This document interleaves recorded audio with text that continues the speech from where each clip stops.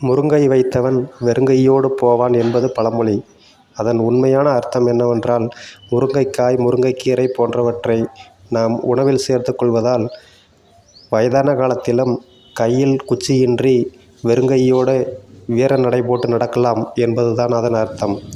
முருங்கையின் தாயகம் நமது இந்தியா.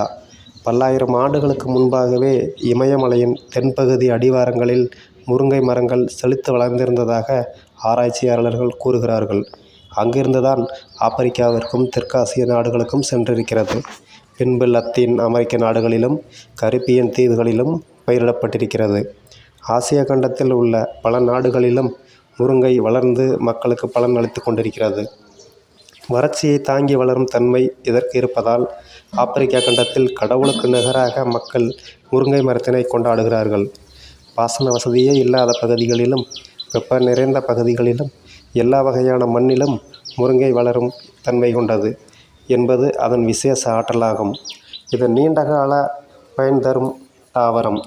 முருங்கை மரத்தில் உள்ள ஒரு கிளையை ஒடித்து மண்ணில் நட்டு அதனில் நுனியில் ஒரு சிறு சாணத்தை தடவி வைத்தால் வேர் பிடித்து. முருங்கையில் 2 வகை இருக்கிறது. ஒன்று மரமுருங்கை. இது நீண்டகால பயிர், பெரிய மரமாக வளர்ந்து பல வருடங்கள் பலன் தரும். இன்னொன்று செடி முருங்கை. இதனை விதையை பயன்படுத்தி பயிரிட்டு வளர்க்கிறார்கள். குறுகிய கால பயிரான இதனை 5-6 அறுவடைக்கு பின்பு வெட்டி அப்புறப்படுத்திவிட்டு புதிதாக பயிரிடுகிறார்கள். தமிழகத்தில் யாழ்ப்பாண முருங்கை, சாவகச்சேரி முருங்கை, பால் முருங்கை, பூனை முருங்கை உள்ளிட்ட பல வகைகள் பயிரிடப்படுகின்றன.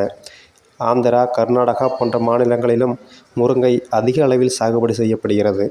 உலக அளவில் இந்தியாவில்தான் அதிகமாக முருங்கை பயிரிடப்படுகிறது.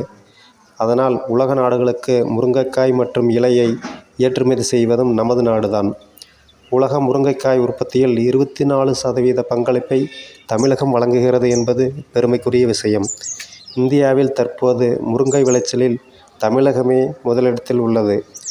இயற்கை இந்த உலகத்தில் மனிதர்களை படைப்பதற்கு முன்பே மனிதர்களுக்கு உணவாக தேவைப்படும் தாவரங்களையும் படைத்துவிட்டது. அப்படி இயற்கை தந்த சேதனங்களில் சில தாவரங்களே அடி முதல் நுனி வரை மனிதர்களுக்கு பயன்படுகின்றன. அதில் குறிப்பிடத்தக்கது முருங்கை. பச்சிளம் குழந்தைகள் முதல் பாலூட்டும் தாய்மார்கள் வரை அனைவரது ஊட்டச்சத்து குறைபாட்டையும் முருங்கை போக்குகிறது. அதனால் முருங்கை நமது உணவில் முக்கியத்துவம் பெற்று விளங்குகிறது. தென்னிந்தியர்களின் உணவு கலாச்சாரத்தில் சாம்பார் முக்கிய பங்காற்றுகிறது. அதிலும் தமிழகத்தில் முருங்கைக்காய் சாம்பாரையும் முருங்கைக்காய் சூப்பையும் விரும்பி பாகிஸ்தானில் முருங்கைப்பூக்களை உணவில் அதிகமாக சேர்க்கிறார்கள். வங்காளதேசத்தில் சாம்பார், குழம்பு போன்ற பெரும்பாலான சைவ உணவுகளில் முருங்கைக்காய் முதலிடம் பிடிக்கிறது. கம்போடிய மக்கள் முருங்கைக்காயை பயன்படுத்தி 100க்கும் மேற்பட்ட உணவு வகைகளை தயார் செய்கிறார்கள். மாலத்தீவு மக்கள் மீனுடன் முருங்கை இலையை சேர்த்து தயார் செய்த உணவுக்கு அதிக முக்கியத்துவம் கொடுக்கிறார்கள். This video sponsored by BuyMode shopping app. BuyMode e-shopping application is one of the online shopping app now available on Play Store and App Store. BuyMode e-shopping. Click the link and install application.